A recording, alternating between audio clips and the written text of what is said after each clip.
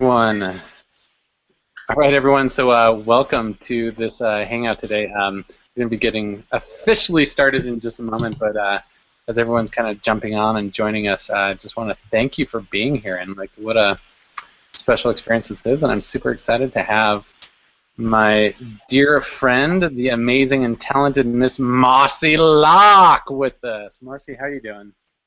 I'm doing phenomenal. Fantastical is the word of the day. Fantastic. Also fabuloso, magnificent. What else do I choose to feel today? I feel freaking amazing. I feel like stripping. As well, you can strip if you want, but if In you California, you don't have to wear clothes. That's why I'm always wearing a bikini, see? Because I'm going to hit the beach at some point today, I'm sure. including optional experience. Mhm. So Marci is joining us from California. She's out in a beautiful place near Carlsbad, California. Is it Sonoma Beach? Laguna Beach is where I have my beautiful place here. Yeah, how could you not be doing fantabulous if you're living there? You know, right? It's like a new holiday experience. I forget that it's actually Christmas, but yet it's because it's like, oh, I can still. Gavin and I went, was it last night? Gavin and I went for a little nighttime beach walk and grounding and meditation and visualization. Gavin's my 8-year-old, and it was just like so cool to be doing this at, any day of the week is perfect weather down here. So it's awesomeness for sure. It's been an Hence, it's been quick an flights. yeah, it's been an interesting Christmas here too. I mean, like there's no snow. It's like 60 degrees. So Yeah, I know it just craziness. doesn't feel quite like Christmas. But today on today's call for everyone that's joining us, our intention is to really provide some really powerful information, tools, ideas. It's going to be a completely unscripted, but hopefully incredibly powerful conversation Are that we we're rolling? gonna have today. I mean, with Marci on the line, it's always going to be powerful, impactful. It's always unscripted, authentic, and who knows. Thanks for that. Love you. Yep, true. No idea what's about to come out of uh, this conversation. But it's going to be fun, and that's what I can assure you of. And so just want to thank everyone that's here. And so we're going to go ahead and jump into it and just play. And I think that there's a lot of people that are going to be watching this that might not know, some of them might not know who you are, Marci, or some might not even know who I am. But maybe we can begin with a very quick introduction.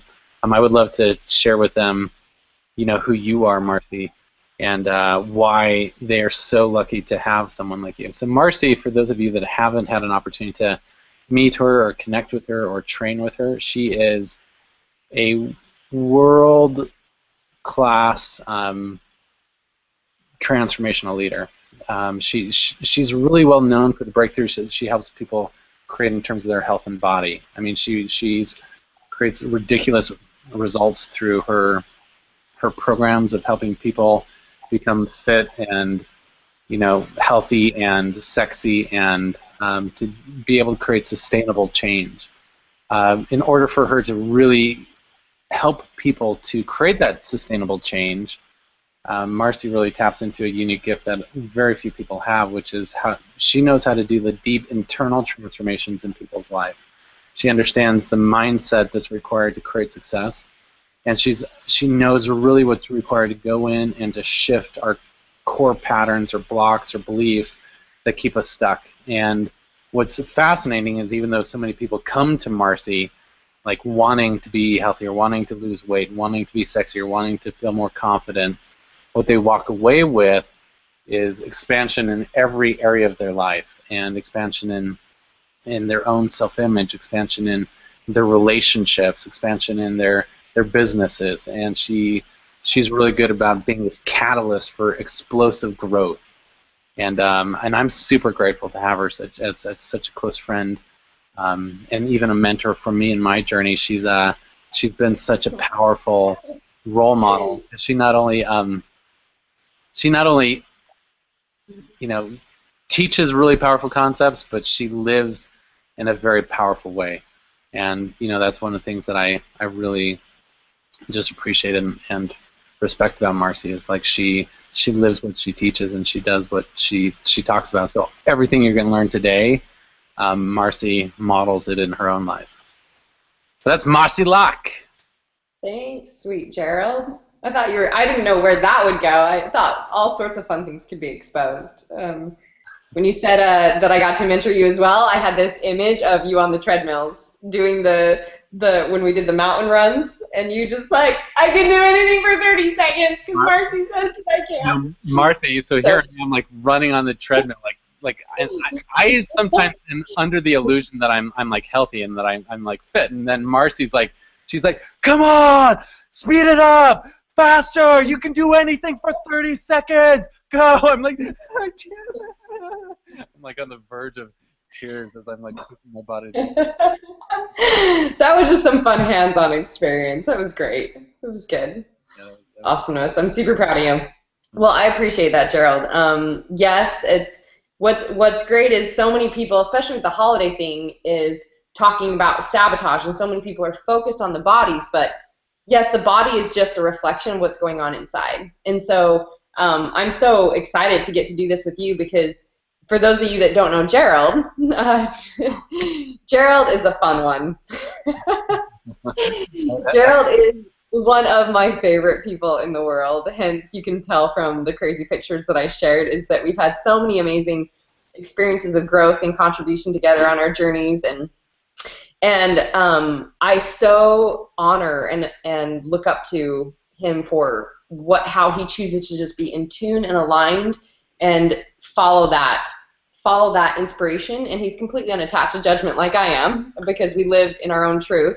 But Gerald, my experience with him was I got to see him go through the process of divorce and the pain and the growth that brought, and then I'm sitting there doing this little line segment here, and then his inspiration come through him of what he got to share, how he did his blog. For those of you that don't know, Gerald shared a blog on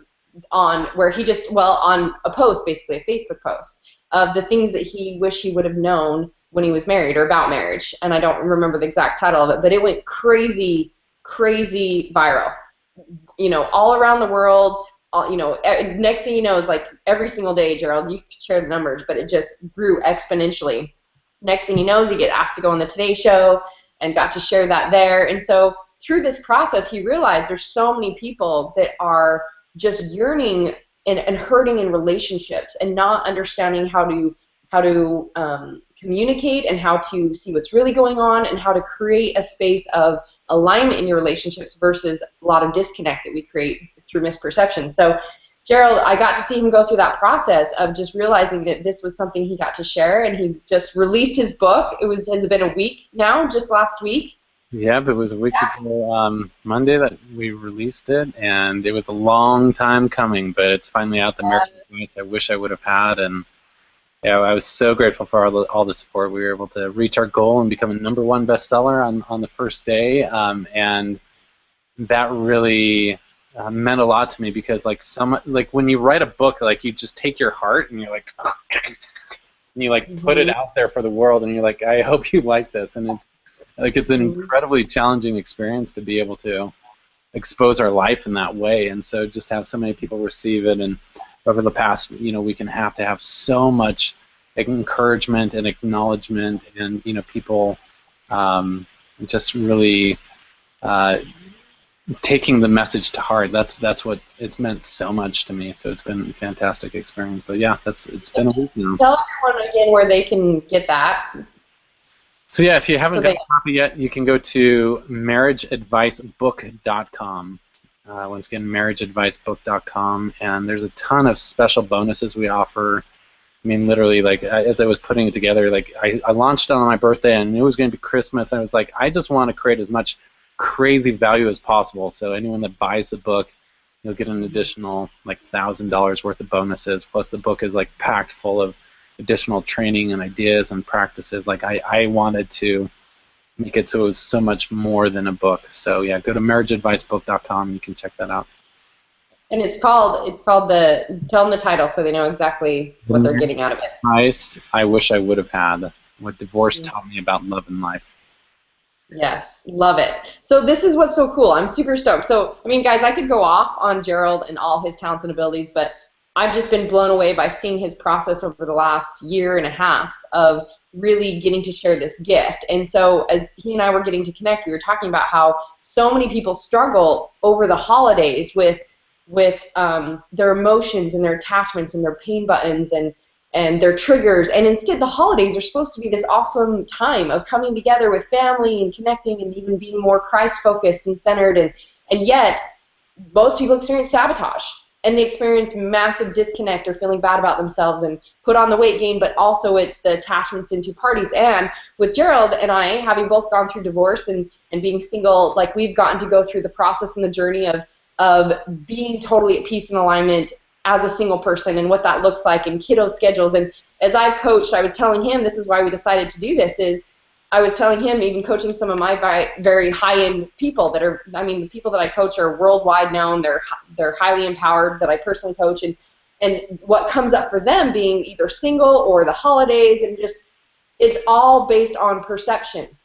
And it's all based on your belief systems. And so he and I thought, wow, what a powerful gift to be able to create. How did we get to walk through some of these blocks, and how do we take our clients through some of these blocks to experience a holiday season that is full of healing and joy and wholeness and love and connection and overcome sabotage completely. So I'm super stoked to be here and to do this with you, Gerald. And that's like, we don't know where it'll go. We just both are obviously like, hey, let's just show up and share what comes through. So what do you feel like is the biggest barrier you experienced in the holiday season? And I'd love to go here because we both have had this experience being single, divorced, and what are some of the emotional resistance that comes up for you? Yeah, no, it's a great question, and it's interesting as we move into the holidays, so many emotions are stirred up, and obviously it's a season of love and celebration and joy, but all of those things seem to be so connected to relationships. And when something's off in a relationship that you're in, it just creates all sorts of pain and triggers throughout the holiday season. And then for those of you that have been, you've broken up or you've been divorced and you're dealing with the holidays alone, like there's such an intense sense of loneliness that it's so easy for us to experience. And so I think that while the holidays bring us this natural desire to connect as communities and as families and as with the people that we love, when those connections are off, like it creates so much pain. And so that's what I noticed for me. Like, this is going to be my first Christmas not having the kids.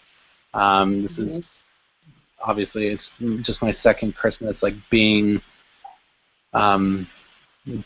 single again. And yeah, I just noticed all of these emotions, and even when I was in my marriage during those Christmas seasons that things were off in our marriage, like it was just challenging, and so I think there's part of in all of us that we want to know how to connect and want to know how to experience the most love and joy in the season, but I think a lot of people aren't sure exactly how to make that happen, and it's easy for holidays to overwhelm us with depression or with sadness or with just different fears.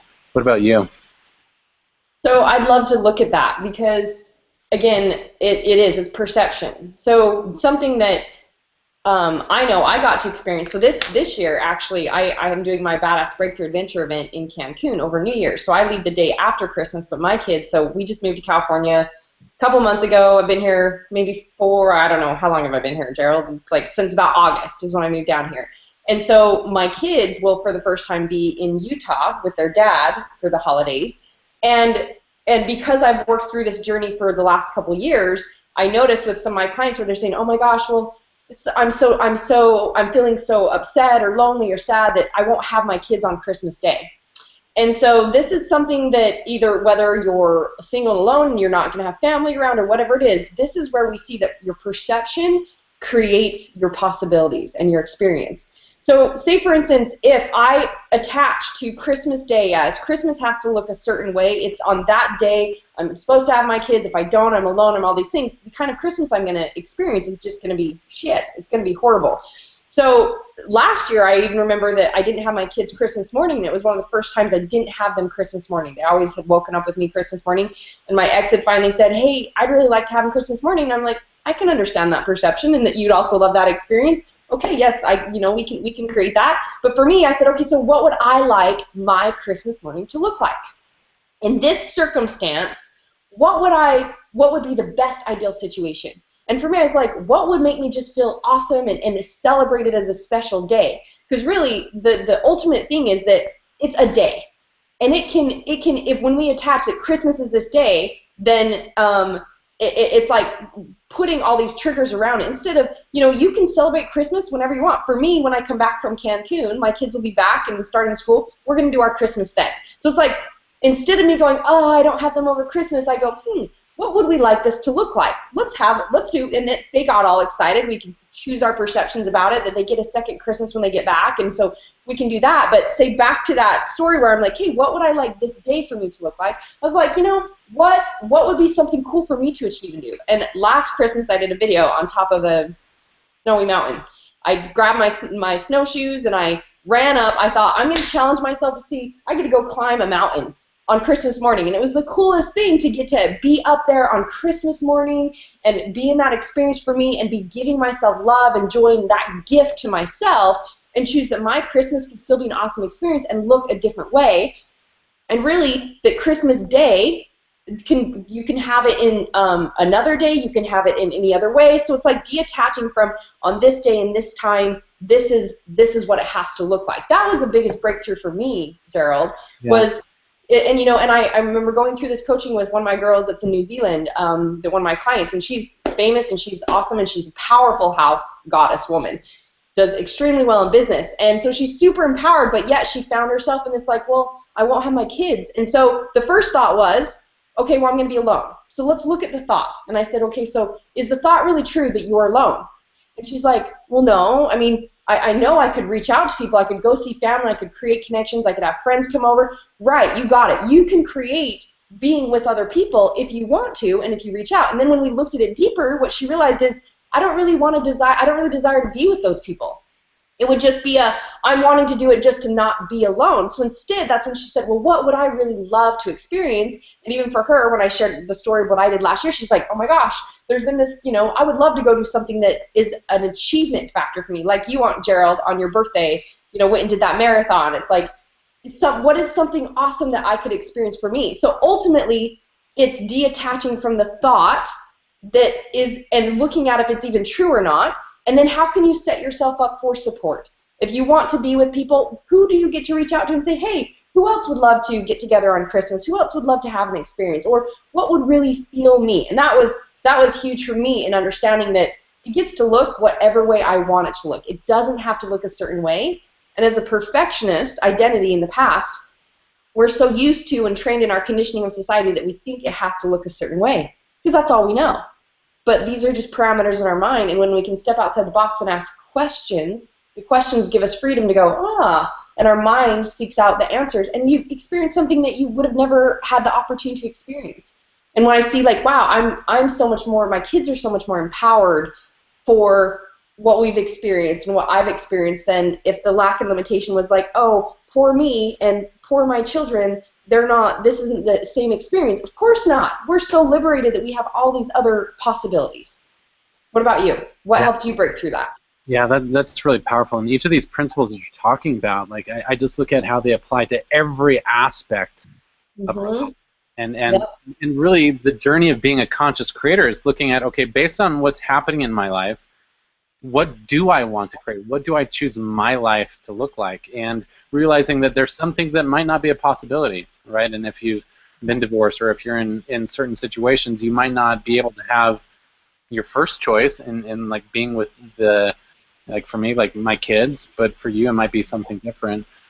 But in that space, rather than being the victim and saying, oh my gosh, poor me, this sucks, how can I be happy, right? Like all of that victim mentality, we shifted as a conscious creator and say, okay, well, what do I create? Based on what's possible, what do I choose my life to be like? And so for me, this Christmas season, it's just like, okay, I want this season to be a season of service, a season of giving, a season of opening my heart up and offering myself more fully. Like I have no desire for any gifts. Like I'm like, there's nothing that I want to receive, but there's so much that I want to give, and that's what I really want to define this Christmas by. So as I was sitting there, I was like, okay, well, what do I choose to create this Christmas? And I was like, well, I want to connect with some friends. I think that's important for me. I love connection. I want to find other people that are in maybe a similar situation that I can connect with, that I can laugh with, that I can celebrate with, that I can really, have like spiritual, deep conversations and laughter with. Like, that's important to me. But then on Christmas Day, I was like, what if I got together with a bunch of my friends? Because I know a lot of other people that are in the same situation. Maybe they don't have kids, or they simply don't have their kids this Christmas, whatever the situation is. Like, what if I got together a bunch of these people and we went out and just spent this day of service? And so what we're creating is we're going to get together for breakfast, and then afterwards we're going to go, find some homeless shelters, some senior centers, maybe some orphanages, find some specific families, and it's just like, I don't know, let's see how many lives we can bless this day. And for me, so awesome. When I look at living big, for me, it's just like, I want to create a game that's fun and rewarding, that like really pushes me and stretches me, but I also want my life to be a game of, okay, how can I make the biggest contribution to other people's lives? And I could sit around feeling sorry for myself. I totally could. But it's just like, that doesn't sound like fun, right? Why would I want to do that? Like, I have gifts that I can offer, and I know that there's other people that would like to receive it. And somehow, the more we share ourselves, through the season, the more it expands us and connects our heart, and we realize we're never alone. Like, you are never, ever alone. There's always people out there that love you, that want to receive you, that want to connect with you. And for us, in being conscious creator, it's just like, okay, how can I open my heart more and connect more fully with my friends, with my family, and with the world? So those are some things that specifically I'm learning through my journey right now. And for those of you that are watching this, whatever your situation is, like, what is it that you choose to create? What is it that you want to create this holiday season? And what are the steps to do that? So, Marci, do you have any other really quick tips in terms of really creating this sort of connection and relationships that they want during this holiday season?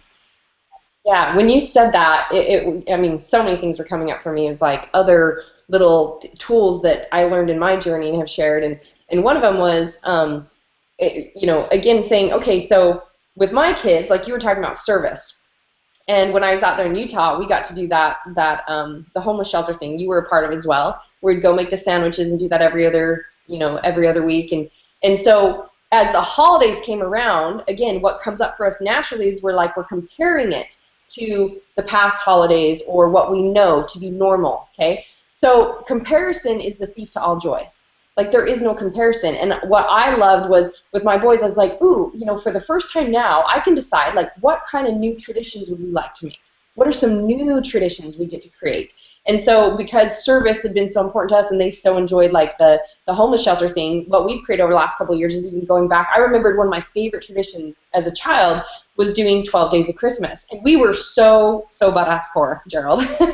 We were had to grow our own food on the farm to survive, and yet it blew my mind. It was such a big impact to me that we literally didn't have money for food, and yet somehow we found ways to create and make gifts and go to the dollar store and do things and find someone that was in the same situation or worse than us, and we'd go and we'd run and we'd put this stuff on the door and we'd run and hide. And so in the last couple of years, being divorced, I've now been single about 7 years almost, but my little boys absolutely love, they dress up like ninjas, and they go ring the doorbell. We'd choose a family that really needed either money for medical bills or food, and we'd go make this huge, amazing, fun tradition to go to the grocery store and pick out all the days, and they'd wrap it and they'd make, and so that's been such a huge thing for us that made the holidays a new fun thing, is this is a new tradition we're choosing to create that brings us together and connects us to what Christmas is really about, which is Christ focus and service. And So that was really fun, and I think that's great to just ask yourself, oh, well, what new things would I like to experience, like you this year, going, okay, so how many lives can we affect on Christmas Day? How many other people that might be alone, that either are single or don't have family in the town that they're in, or don't have kids, whatever, how many other people could we connect with, and could we create this big, huge game of contribution to? So, and in I think the journey, you tapped on this a little bit, is you said through your journey. And so to me, my journey is continually expanding into the greatest version of myself. No matter what, I'm always going to be continuing to expand in the greatest version of myself. So everything that I experience is feedback. It's not good, bad, wrong, right, this or that. It's feedback to go, ooh, do I like this? You know, well, if I don't like this, what do I want? And how do I create more of that? And you said earlier, you said something about love, and like just like giving love to other people. And it made me think, behind all of this, we can say, how can I connect with other people, and how can I feel more love and give more love? But ultimately, what I feel like I want people to hear is, you never lose love when you love yourself.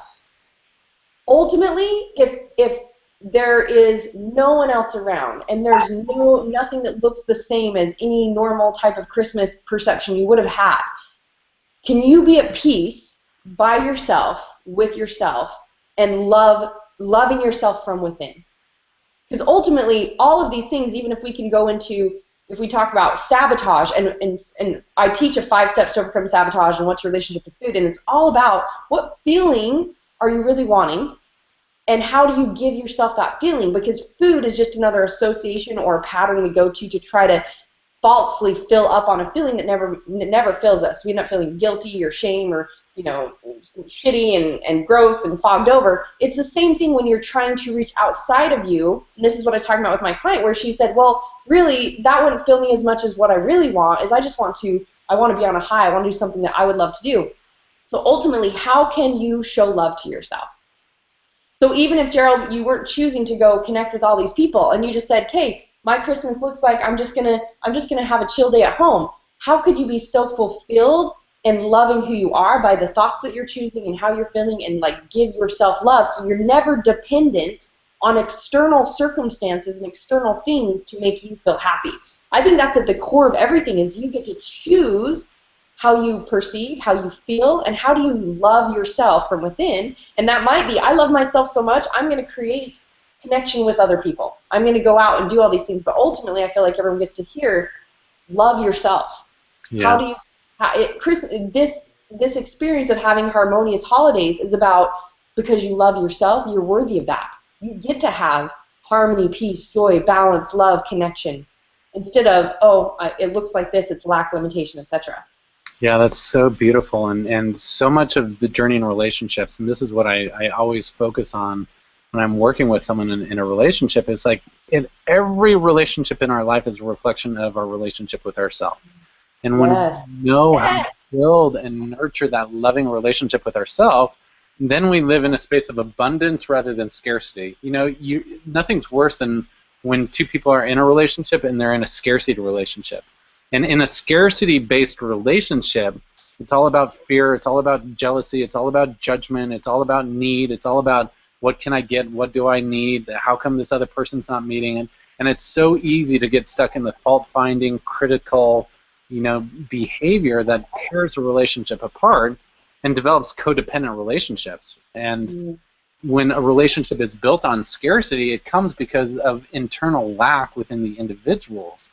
And so in order for that relationship to be healed, in order for that harmony to be created, it begins with what Marci was talking about nurturing that loving relationship with yourself, and so that you can be stepping into that relationship from a space of abundance and fullness. And when we're in an abundant relationship, it's about giving, and how can I serve you, and how can I fulfill your love needs, and how can I offer my gifts to you, and what brings you the greatest joy and greatest happiness. And in that space, what's interesting, when we're in true abundance and true unconditional love, it insulates us from being able to be triggered or hurt by the other person, because we can love them for where they're at and for who they are, without expectation of them being something or someone different than they are right now. And I think this Yeah. is so important that each person really defines, okay, how do I build that relationship with myself? How do I connect with myself? How do I make myself so that I'm such a full well that I can offer my gift fully in this abundant relationship? So then a relationship feeds that rather than becoming like that drug or that need.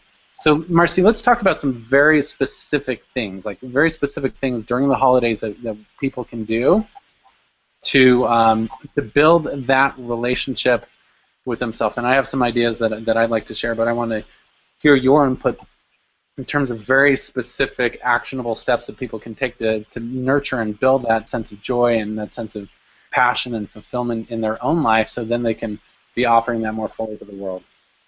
Okay. Well, and I want to add to what you were saying with that a perception is if you're half, a lot of people in our society think, well, you're a half and I'm a half, and together we make a whole. Together, it's like you need them to make you feel whole or important or valued. And I think that is the most jacked up belief system we could be living in, because, again, we're always a victim to our external circumstances. Instead, when I'm whole and Gerald's whole, and two people are whole, and they're standing next to each other, and I'm powerful, perfect, whole, and complete on my own, and they're powerful, perfect, and whole, and complete on their own, it's an 11, which is the sign of infinity. It's co-creation. So I love that you brought that up, because I don't believe in settle or sacrifice. I don't believe in it. If you're doing what Gerald talked about, which is how do I if you have to always, you feel like have to make someone else happy, what that creates is resentment, and the resentment is a settle and a sacrifice. Ultimately, there's never a connection of sharing and love and growth, because it's a resentment, and that's what settle and sacrifice can do. So in building this, now what you're asking for is specifics. One of the ones that comes up for me that I feel like is the greatest is to know if it's a priority in your life, if the belief system that you choose to live in to have an awesome life is that for me, everything gets to be awesome, every aspect of my life. So for me to have every aspect of my life, that means I'm fully aligned to the truth of who I am as a divine daughter of God. I'm worthy of it. I'm worthy of love, abundance, spiritual connection, all these things. Then every aspect of my life has to be a priority every day to create that. So I think the one that most people live in is putting themselves last and doing what you said, Gerald, which is, if I can just make other people happy, and if I can take care of everybody else, then I'll be loved. Because everyone else, I'll show up, I'll be validated that I'm good enough because everyone else is happy with me. But you end up feeling lack, resentment, unfulfilled, and instead of being able to connect with your kids and be, a present mom or father, your bitch mom, or I don't know what do you call it, bitch dad, right, Gerald? But so for me, it's how do you make it a priority every day to show yourself love and balance, to give yourself love, so that you are, and that can be as simple as one of the girls in my programs right now. She reached out to me with a lot of stuff coming up over the holidays, and she said, I'm wanting to be held. So she's single. She said, I'm wanting to be held. I'm just wanting someone to hold me and wrap me up and make me feel better. And she said, is that ever okay? And I'm like, yeah, it's okay to receive love, of course, but ultimately, if you need someone else to hold you to make you feel loved, are you in control of love? Are you in control of loving yourself? So even if it's like you're wanting physical touch, and it's like sitting there giving yourself love, like might be like, ooh, how can I feel more joy right now? And that's a great question I love to ask myself, because it's all about how our expansion into our greatest selves is really about how can we be more in alignment with God, which is feeling awesome. How can I feel more joy right now? So maybe even just asking yourself this question is, how can I feel more joy right now? If I'm sitting here talking, I've done it on my TV shows. Sometimes you see me on my TV shows where I'm like, you see my arms moving like this. It's because I'm just rubbing myself and I'm giving myself love. Because I'm like on my TV show and I'm just stroking my legs, and it's just another way, as I ask myself that question, how can I feel more joy, to show myself love, that I'm worthy of just love and loving myself.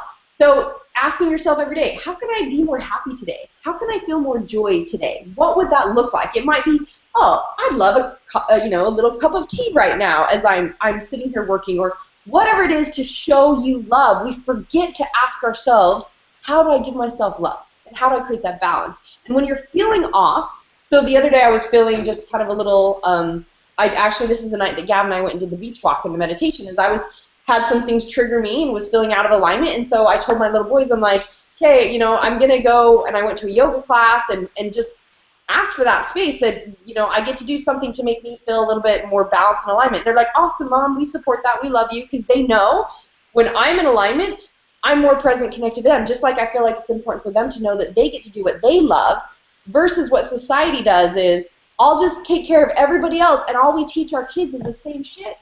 We teach our kids that they have to self-sacrifice what they want and what's important to them and just show up in a certain way for everybody else so that everyone else is happy with them, and we lose who we are. So I think a lot of people, Gerald, probably don't know what fills them up. What does make them feel love? What does make them feel good? Because we've forgotten to make this a priority in our life every day. And I just want to drop this back to you. Everybody wants great relationships and they want money and all these things. How is it even possible to think that with the laws of attraction that you can attract abundance and money and greatness and a balanced life when you can't even take time for you, or you can't even show yourself love, or you can't even give to yourself? So we don't start to implement this as our creation. We're literally disconnected in alignment to say, oh, on the surface, I'm gonna do stuff in my business to make money, but I won't take time for me or do anything for me. So there's like a disconnect in alignment of the root belief that you're worthy of it, deserving of it, and the actions that you're taking. So that's one for me for sure, is ask, how can I feel more joy? How can I be more happy? How can I show myself love today? And do something every day for you that is loving yourself. Yeah, and that's so beautiful, and it's true. Like, for whatever reason, especially in our Christian culture, there's something wrong with, like, people feel like it's selfish to take care of them. Yeah. And that's an incredibly sabotaging belief, and I see so many people in the culture that I'm around, where there's these women that give and give and give and give.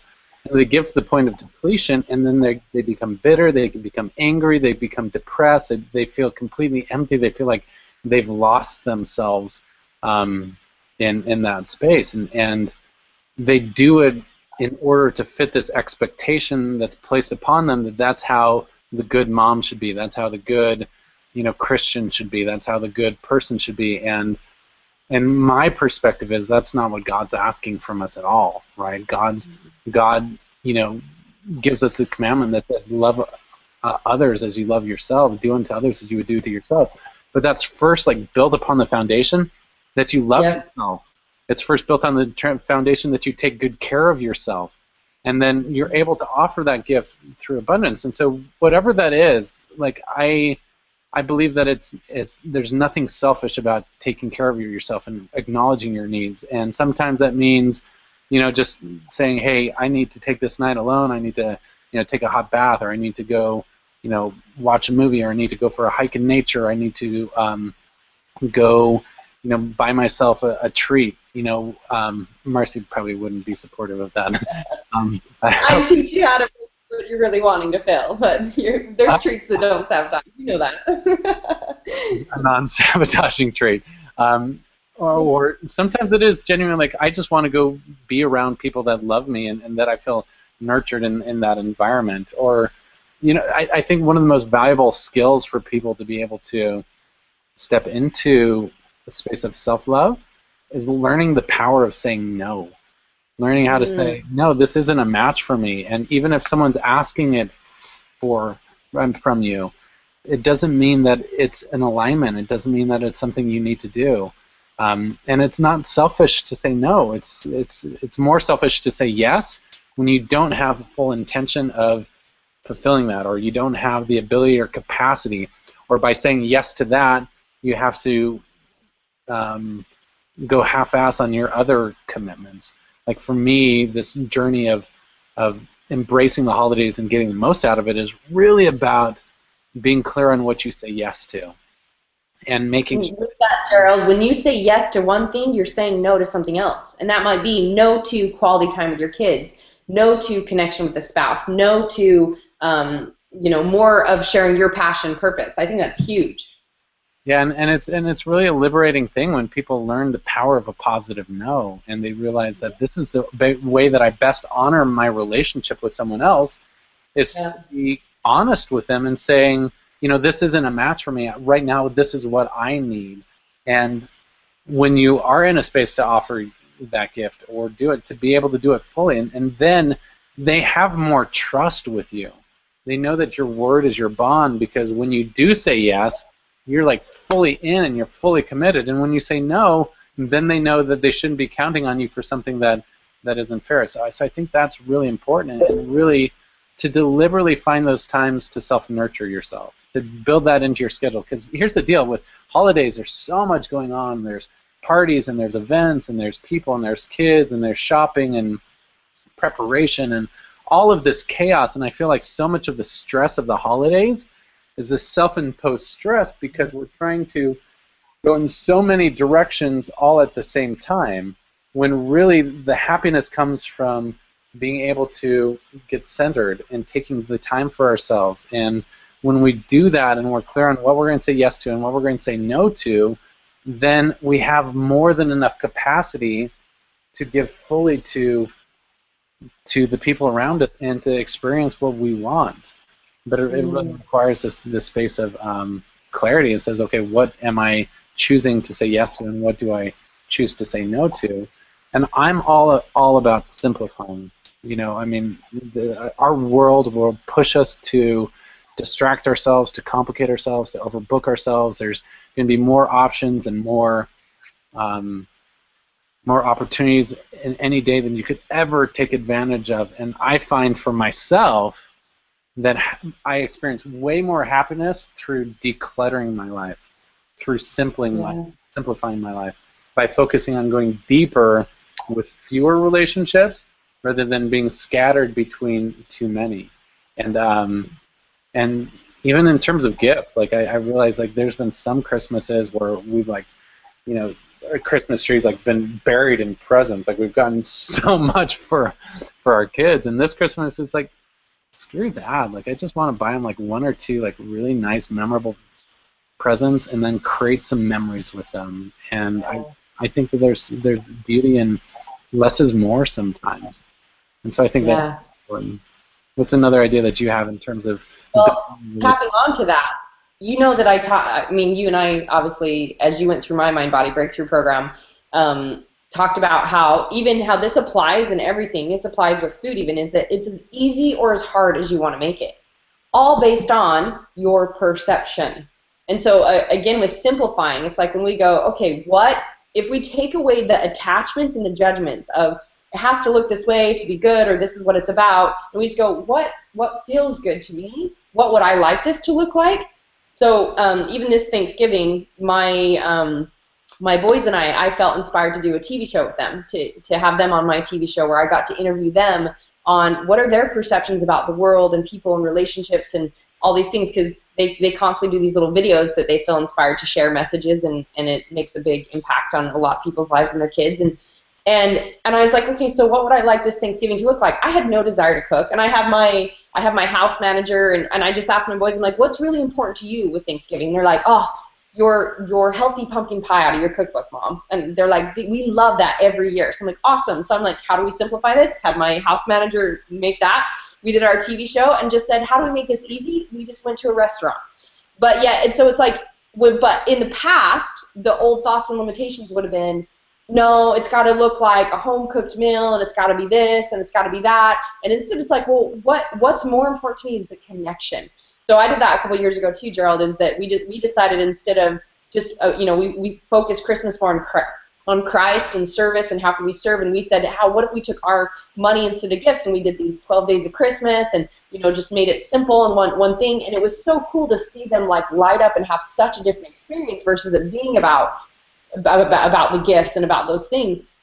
And this is I'm wanting to get across, is that whatever perception you choose, if you choose, just like, so I'm going to use the example because obviously being a nutrition fitness expert, if you choose that eating healthy is hard, it's going to be hard. You'll find all the ways that it's going to be hard. But if you literally realize food is just food, it's just fuel, and you're just putting it in your mouth, it's as easy or as hard as we want to make it. So how do we make it easy that flows with your life? And I think what you're really talking about is how do you detach from the perceptions that make it hard, and we just choose to simplify. And so one of the key concepts for me that's been big in my life too, in dropping the stories, is past perfectionist identity, and it's like most of us are in that space, is realizing when we see the big picture. So if you look at the holidays, you're like, oh, the big picture, and you said there's all this going on, instead of in any journey, if it's shedding weight, if it's building a business, you look at the big picture and we tend to get overwhelmed. And then we shut down because we're triggered. These are where our pain buttons and our triggers come in, that we react and respond based on our subconscious belief systems that we've created in our identity to feel comfort. So it might be distract or run or like not really or push people away or whatever it is, but we shut down because we're overwhelmed and it triggers I'm going to fail or I don't know how it's going to look, instead of when we drop back and we just go, okay, my entire intention around the holidays is to, if your entire intention is now set to experience healing and wholeness and connection and love or service or whatever it is, you go, okay, so what's the very next step in front of me? Just like shedding weight, we go, I get to take it a day at a time, a moment at a time, a thought at a time, as a meal at a time, as I break through my old patterns and my old triggers and things that would have stopped me. And inch by inch, I love this, inch by inch, life is a cinch. Because you're just taking it a step at a time, but yard by yard, it's hard. And what I find so many people in our society do is we're conditioned in quick fix mentality, instead of knowing that you plant a seed towards something, you set an intention, and you cultivate that daily by doing the new patterns and behaviors to eventually get the harvest and get the result. And yet we go, oh, I plant the seed. So you might say, I want a fun, connected holiday, or I want a body of health. I'm going to eat a salad. And you plant the seed, and when a week later you don't have the results or resistance shows up, you're like, I guess I can't have it, or I didn't want it anyways. And we create validation stories to take us out of it, instead of just going, well, if I just take it a step at a time. So it might be that someone might be newly divorced, or experiencing aloneness on the holidays, or used to the holiday season where it's just a lot of stress and they do all this and they're deciding to change it. And instead of it might just be take it an inch at a time this time. Take it. What's the first step? How do I slowly progress towards a space where I'm at peace with it and where it gets to be the experience I want it to be? And dropping the perceptions, dropping the thoughts or the stories, the things that have held us back in the past, to allow us to get to that space, but ultimately realizing that it's whatever we choose to focus on, you're going to find. So if you focus on it's going to be hard, or you're alone, or you have to show up a certain way, or it's stressful, that's exactly what you're going to experience. But if you focus on it gets to be easy for me, and it gets to be as easy as I want to make it, how do I make that? How do I just take it an inch at a time to get to that? You had something I could tell. Yeah, and I just want to emphasize how important that is to break down this perception of how we think it should be, and to focus on what do we want it to be. And I know this is something you talk about a lot in your programs, and I work with people on this a lot too, but it's so much of living big and embracing the best possible experience from our holidays and from our life is escaping the have-to mentality and living in obligation and living in feeling like we don't have a choice, to living in a space of, like, I want to do this. I want to create this. I choose to do this. I get to do this. It's not out of obligation or force that I'm living. That's the victim mentality. The creator mentality is like, based on what I want in my life, this is what I choose. And does that mean everything we do is going to be fun and happy and play? No, it's not. But we understand that when we make those choices, even to do things that we don't want to do, it comes from a space of, this is what helps me create the life that I want, and this is something I choose to do, this is something I want to do, because in the end, this is my way of cultivating that seed in my life. And I think that's so valuable, especially in the holiday season, when there's so much external perception of how we should be and what we should be doing, and so many past family traditions and expectations that are upon us, to be able to break free of that and say, no, this is my life. What are the traditions I choose to create the type of experience I want with my family? And releasing anything that is coming from external sources and feeling like I have to. Releasing that and stepping into, okay, how can I make this most simple? How can I make this most fun? How can I make this most rewarding and connecting? And so I think that's a really important concept. And the final thing that I just wanted to share is in terms of building our relationship with ourselves, so much of it for me is learning how to build and nurture our relationship with God. I feel like when we are in a space of alignment and connection with God, when we're connected to our source, then we can see ourselves more fully and completely. When we're connected to God, when we really know who He is and really know and feel His love in our life, it's impossible for us not to love ourselves. It's impossible for us not to be in awe of who we are as sons and daughters of God. And in the world that we live in, there's so many distractions that are going to be pulling us in every direction.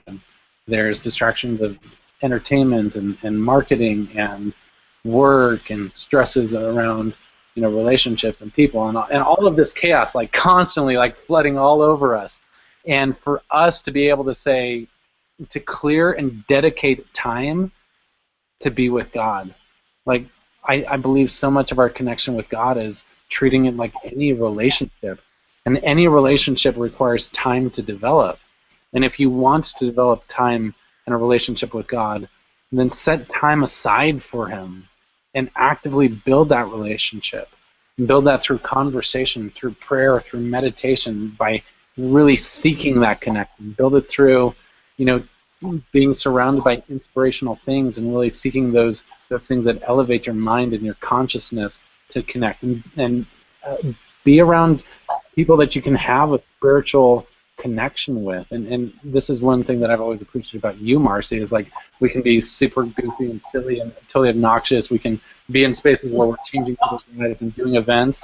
And then there's been times where we just like break out in song and sing, "Oh Lord my God," and we like break into prayer in the mountains, just because I think those are the type of relationships that we yearn for, where we can fully express this dimension. And for me, empowered conscious relationships are relationships that bring me closer to God.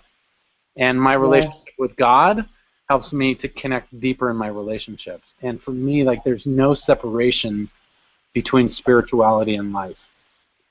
There's no separation between spirituality and my business and money. There's no separation between spirituality and the relationships. There's no There's no separation between spirituality and my health. Like, it's all spiritual. And for me, so much of the holidays is learning to escape the chaos and choosing, because it's always a choice, choosing God and choosing to nurture and build that relationship with Him. And hopefully for each of us, we can remember like this meaning to the season that we're in and really seek to have that elevated connection with the divine. And as you do that, it's just going to be natural for you to feel greater self-esteem and greater love for yourself and greater happiness and greater joy and greater fullness. For me, when I notice I'm really connected to God, like, it's so easy for me to operate from the space of unconditional love and to give myself, and like, there's no scarcity at all, like because I'm not afraid of rejection when I'm connected to God's love. Because like, if God loves me, why would I ever worry about anyone else not loving me, right? Love it. And so I think that's my final thing that I'd offer as an insight. And we just have about 10 minutes. I'm going to have you share whatever final insights, and then I would really love, Marci, if you'd share a little bit about your program and what you do, and you know, the special that we've created for the people that are on the line. So, what other final insights do you want to share?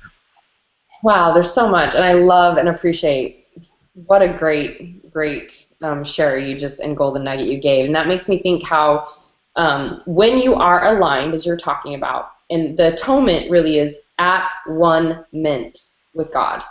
I believe that happens now when you realizing you are source, like you are the source of your own experience. You are at one with God, knowing you're fully worthy of everything. And when you said that, and you talked about having conversations with God and choosing what you want to experience, the thing that came up for me, probably the final thing that I'd love to share, is really understanding that there's only two energies you're operating out of. You're either operating out of fear, which is lack, limitation, scarcity, as Gerald talked about, and also it's your ego mind. It's fighting your ego mind. Whenever there's forced feeling, we fight our ego mind because our ego mind doesn't want to be forced, and that leads to sabotage. That's why if you say you want the body, but you think you have to diet and you have to exercise, it's a forced have to, and you're going to sabotage because you're not aligned with it, a piece inside to say, I am worthy of this. I deserve to live in a rocking body of health. I deserve ultimate amazing relationships. I deserve spiritual connection. I deserve to live in my passion and purpose and share. And I am worthy of it. So of course I'm going to choose the behaviors because they give me energy and freedom and love. It's a totally different experience. And this is what you're talking about when you're saying when you're at 1 minute with God, when you are in that knowing of your worth, everything just does get to be abundance and ease, because why would you ever choose anything but that when you know that you're a divine son or daughter of God? It's impossible to act out of that alignment when you are in that knowing. So you're either in fear, or the other energy that you're in is love. Love is creation energy, and love is when you're feeling in alignment. And so I guess I want to give a couple things of how you can create to always maybe an actual tool is to ask yourself wonderment and curiosity questions. Because the thing that I find interesting is that fear and anxiousness, or fear and excitement, are actually the same chemicals firing in your brain. It's the same emotions going on in your body. So if something happens and you instantly think thoughts of fear, what happens is that triggers your emotions, and then that triggers your behaviors and the patterns that you've conditioned yourself to go into. So the thought creates the feeling, and if the thought is fear, then it's like, let's say for instance, I love this example, you're going up a roller coaster, and say that you're looking at it through the eyes of fear. And this can apply to any area of life. I'm saying, oh my gosh, I'm so scared, I don't know what's up over this roller coaster, I don't know what's around these bends, and I don't know what's at the end of the roller coaster, and it's anxiousness and it's fear.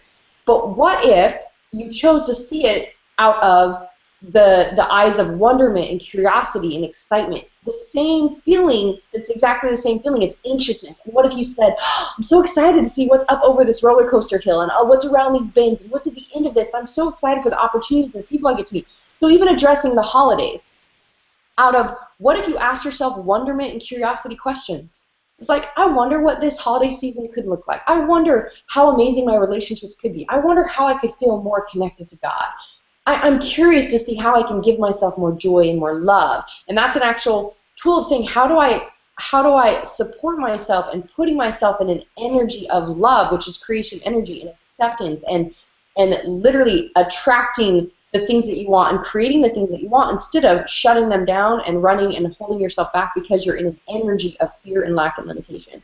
So when you said conversations with God and just being at oneness, it's like that's the last thought that came up for me is focus on how do I exude that energy of love, and how do I ask myself the right questions to then go into the feelings and emotions that are going to support that and the behaviors that are going to support that, versus acting subconsciously and conditioning the patterns of fear. So, and as far as you and I talked about, I mean, I have a mind-body breakthrough program. I have a Goddess Revolution experience and a Badass Breakthrough Adventure experience. But my mind-body breakthrough program is all about understanding how to break through the root beliefs, the identity patterns, the perceptions, all these things that we've been conditioned in that are creating that internal disconnect. So I believe you can't live in the behaviors of health until you break through the bullshit beliefs behind them. Just like eating healthy is hard. Even on the simple behavioral side, if you're fighting your body and it's forcing, it's not going to last. You're going to eventually sabotage. You're never at peace. Same thing with creating abundance in your life. Like me going from the $2 an hour waitress after becoming a single divorced mom to doing 6 figures a month was an internal shift of my worth that allowed me to create that experience. So my Mind-Body Breakthrough program is worldwide, that a lot of people go through with masterminds and coaches, or even an at-home program. And what Gerald and I talked about is, when we're like, how do I assist more people in understanding these tools that I learned on my journey? I don't know how to give it to them other than give them what I've created and put together to say, it's breaking through from the surface consciousness to the subconsciousness to replant the new seed. Gerald uses this example when we teach all the time, in his Live Big especially, is that you plant a seed, that's your belief, and from that seed grows the tree, and you get the fruit. The fruit is your result that you're living in right now.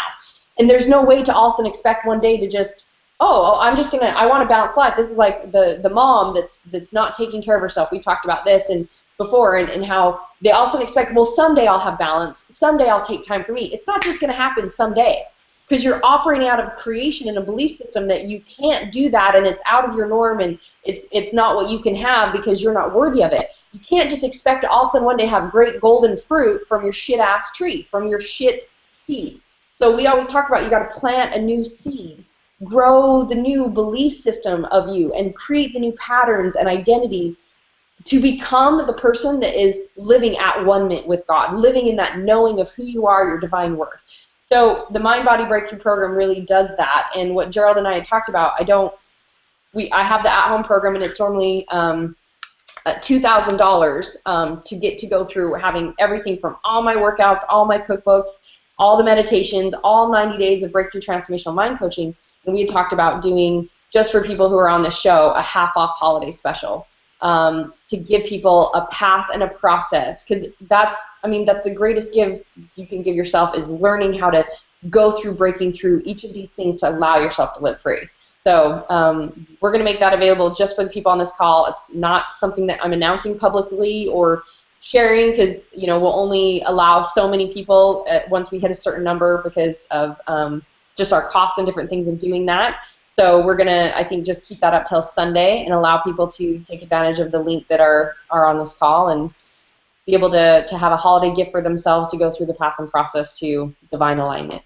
Yeah, it's such a powerful program, and I've seen so many people that have gone through it just create like these ridiculous results. And once again, one of the things I love about what you do, Marci, is you teach the practical and meaningful principles that they need to be able to create through the breakthroughs in their body, but to see the ripple effect in their lives when they go through all of the mindset training and all of the other aspects of your program. Like, it's really awe-inspiring to see the breakthroughs that people consistently have when they go through your program. And so once again, that link's at the bottom of this page, so you can check that out. It's also marcilock.com/half-off. So be sure to take advantage of that, and anything you can do to tap into the wisdom of this goddess will be super empowering in your life, and it's going to change your life.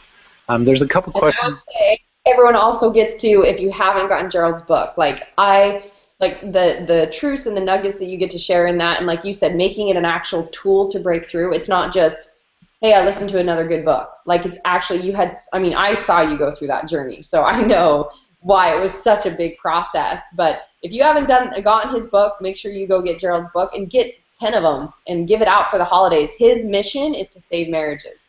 And I mean, such a powerful, powerful tool to have in your hands to be able to work on communication and relationships and building greater relationships every day. So I honor you, brother, for that amazing contribution you brought to the world.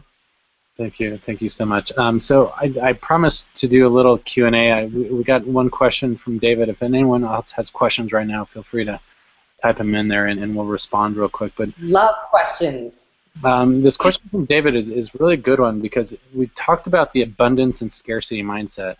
And he said, let's say that you have $10 and you can't afford something that costs $15, and you catch yourself saying, I can't afford this or that, and then you try to tell yourself that you choose not to buy this right now because you're not trying to live in space of creation instead of scarcity. And what he's saying is, am I lying to myself and not being authentic in my thinking? Fake it till you make it, or is there another way to look at it? And so ultimately this question is, when we have limited resources, when we want to buy something that's beyond our current resources, it's so easy for us to be triggered in the thoughts of the scarcity mindset, which just says, I can't do this, I can't afford it, I never have enough money, I never can have what I want. And whenever we have scarcity mindset like that, just notice the energy around those words, I can't afford it, right? It's very heavy, contracting energy that limits our creativity and cuts us off from inspiration. And so the abundance mindset, as you're moving into the holidays, it's not about saying, well, I can just buy whatever I want, because that's not responsible, and that's not true. I mean, it's true that there are limited amounts of resources, and in that space, there will always be a limited amount of time, a limited amount of money, a limited amount of other things in our life. But one of the quotes that I really love, this is from Tony Robbins. He says, it's never about resources, it's about resourcefulness. And the abundance mindset... What was that? I said I knew you were going to share that quote. Yeah, and I think it's so relevant, because it helps us escape this mindset that's all about contraction and restriction. It says, okay, if I want something, then I choose to be the conscious creator of my life and ask, okay, how can I create that? And that, when we say I can't create it, it automatically creates this dam in our mind where we can't even see the possibility. But when we say, okay, how can I create it, it just opens our mind up. And we have this part in our brain called the reticular activating system, which is our goal-seeking mechanism. And it begins searching for possibilities like, who do I know? What opportunities do I have? How can I create this? What are other possible solutions? And what I notice is when we're committed enough and willing to be resourceful, there's always a way to create what we want. And it might not be built on this idea of instant gratification, right? Our society is all about, I want it now, so just put it on the credit card, and right, and it's this irresponsible way of living, when in reality the resourcefulness is more like planting the seed and saying, okay, this is the experience I want to have long term, and nurturing that. And the creativity like helps you stretch out and think, okay, well, what are other resources that I'm not acknowledging at this point? So for me, that shift is really powerful. Anytime I catch myself thinking I can't do this, or I don't have time, or I don't have the relationships, or I don't have the money, then the shift in moving into a conscious creator says, okay, well, that's BS, right? That is pure BS, right? That's just a faulty belief system, and that belief system is not serving me. So I'm like, okay, well, what do I choose? What do I want? And how do I create that? And then it always like happens perfectly, and it's this shift in energy where I'm no longer afraid, and I'm no longer operating from scarcity there, but it's the space of, yeah, I can have whatever I want in my life, anything. Like there's no limits to my life, and right now I have everything I do want in my life, and I know if I want something else that I can create it if I want, and that mindset empowers me. It's not, I'm not pretending that I'm not the richest, I'm not the but to me it like that doesn't even matter. Like I have the freedom to create whatever opportunity I want because of that mindset, and that mindset is really the gift, and it's something that we nurture in time so that it becomes more of a primary way. So I hope that serves, David, and I would love to just hear Marci's perspective on shifting out of scarcity as it relates to time, energy, relationships, health, money, and shifting back into abundance that allows us to create the harmony, health, and happiness that we want.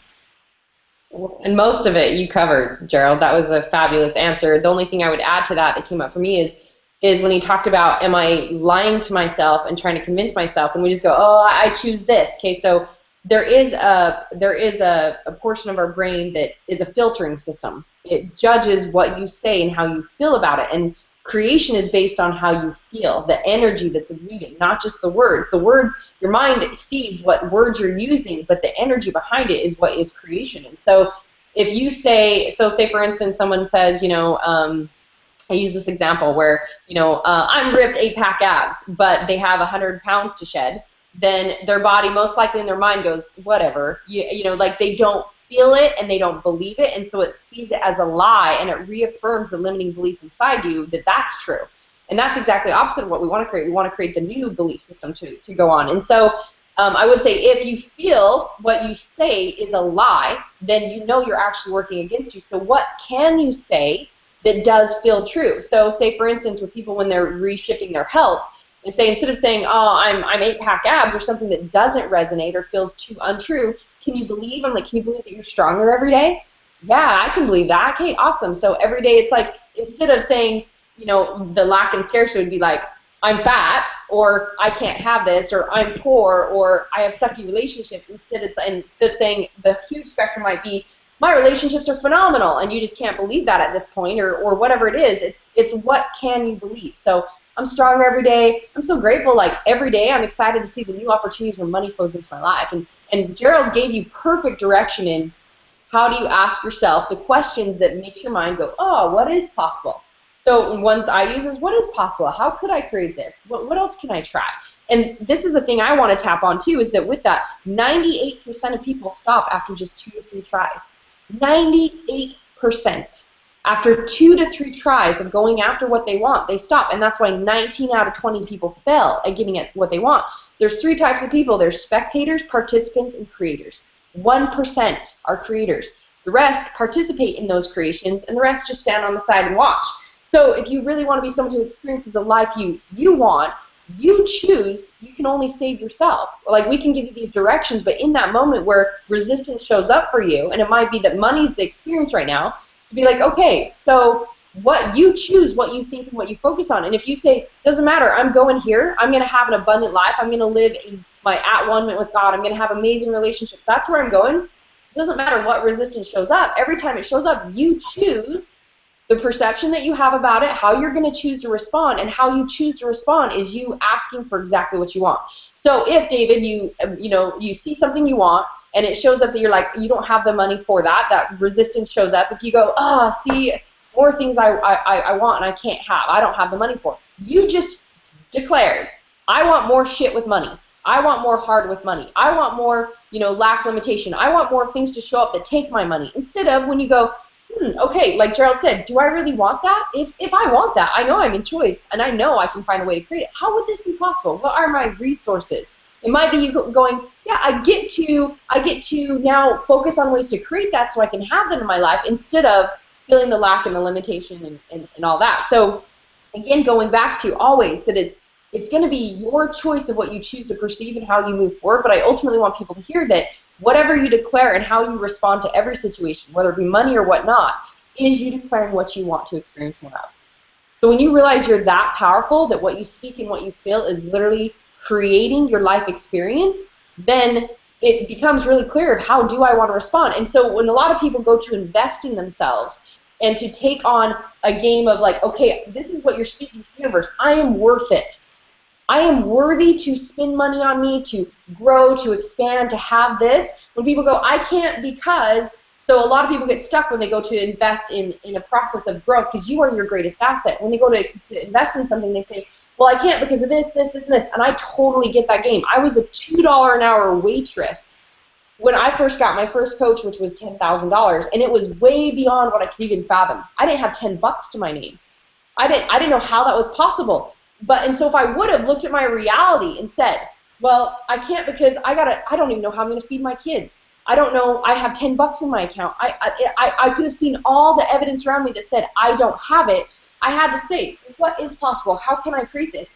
And this is, again, where I believe, Gerald, when you even have ways or resources to assist you, such as, for me it was I found the money on credit and was able to do that, but I learned the knowledge to expand me to that next space and that next step and that next step. And then I did TV and I created my programs and I'm sharing my passion, my purpose, and now at a space where I'm doing $100,000 a month, where money is like air because my belief system's changed around it. But if I didn't say what is possible, so there's kind of this line between, being clear and responsible, like you talked about with your finances, but to also say, if I want this, if I'm going there, how do I get there? What do I do? And if you try something and it's a no, and you try something else and it's a no, and you try something else and it's a no, and you stop after 2 to 3 tries, you just declared exactly the comfort zone you want to stay in. But if you continue, what else is possible? It's all just feedback. What else is possible? What else can I create? What else can I do? I had a lady in the UK the other day that's doing my upcoming mastermind, and she had all these things show up resistance-wise, because when we're stepping out of our comfort zone, that's what's going to happen. And she's like, I can't until the new year, can't do this. And as soon as we shifted her mindset to go, what is possible, what can I do? Literally, she made like $5,000 that day. And she was able to move forward just because she asked herself questions like Gerald gave you direction on to say, how do I move towards what I want? So whether it be start with speaking, what do I say that does resonate for me? If, David, you're choosing, I'm not going to buy that right now, because really that's not, the game I'm playing, say something that resonates for you. I'm so excited I get to create some money so that I can get that down the road, or whatever it is. The other thought I had, Gerald, on money is just allowing yourself to feel abundance. One of the things my boys and I do is we have on our fridge like a $100 bill, a 50, a 20, a 5, and like just money spanned out like on a magnet. And then I have money all around our house, like dollar bills. They have them in the room, etc. Most of the time, sometimes I'll even stick money in my bra. So it's like, hey, I always have money on me because I realized I was using cards but not touching and feeling money, not having the energy of money. And so just even to teach them that they walk by the fridge every time they touch, and they're like so grateful that we have plenty of money for all the things that we need or we desire, and to help other people, and they're building a relationship with money that's positive feeling energy. So a couple tools. Yeah, I love that. And the other thing that I want to offer just on this conversation of money, and a lot of the work that I do in training people to be successful in entrepreneurs, is really learning how to tap into that abundance mindset, because it begins with the mindset that says, okay, how can I create this? And I know that there's unlimited resources out there, and I just need to become more resourceful to create that. But then the second level is commitment, where it says, I'm willing to do whatever it takes. I'm willing to take the action. I'm willing to move forward. I'm willing to act on that inspiration and promptings. I might not know all of the how right now, but when I receive those intuitive promptings, when I receive those directions, I'm going to do whatever it takes to move forward. And for me, like the moment we make that level of commitment, then the universe kind of conspires with us in that journey. And then the third key, like I think that's really important to add to this conversation about money, is the resource of money comes from contributing more value in the world. And so anytime I'm experiencing like lack or less money that I want, or there's an opportunity I want to pursue that I don't have money, I always go back to this question, which is like, okay, how can I offer more value in the world? How can I create more value? How can I create more value for the people that I serve and the people I work with? And as an entrepreneur, my income is directly a reflection of the contribution I'm making in other people's lives. If you're an employee working somewhere else, then it's a reflection of your role at that company, and there might be a cap to that income there, but your goal in serving your boss becomes your number one client. You're asking, how can I add more value to my boss? How can I make a greater contribution to this company? How can I be a better contributor in this team? And so much of the scarcity that people experience around money is because they're looking at money from a selfish perspective. If you think money will come to you just because you need it, forget it. Like you experience more money when you become less selfish, when you become more giving, and when you take your gift and share it with the world in a more powerful way. And that's the insight that I want to share. Any final thoughts as we wrap up, Marci? Just that I love you. Gavin wanted to come see you. He heard your voice. Gavin's home today, so I don't know if you saw him ago. Came I cutting in apples. I'm like nodding to your greatness, and he's like, "It's Gerald." I'm like, "Yeah, it's Gerald." That's awesome. So I appreciate being here and all your awesome feedback. It's definitely truth, for sure. Yeah. And I love playing with you, Marci. I love being able to create with you. I love hearing your message. I love being able to share you with the people that I love, just because you're so powerful, and I'm so grateful, and I'm so excited for everyone that takes advantage of that link down below and goes to marcilock.com/half off. 50% off of her program is a crazy deal, and once again, it's like this investment that you make in your future, and you are the greatest investment that you can invest in. And I just want to emphasize that to anyone that drifts back to a space of scarcity and realize that you're your greatest asset. And so take care of yourself, invest in yourself, grow yourself, expand yourself, and be the very best version of yourself. So, Marci, once again, thank you so much. I love you, and I'm grateful to be able to share this for everyone else. Have an amazing day. Have a fantastic holiday. This video will continue to be on this page, so if you were inspired, if you were blessed by it, feel free to share this page.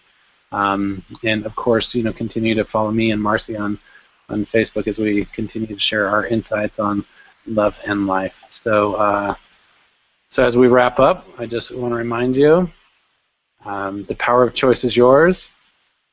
So live big. So live big. And lock it down. Love you so much.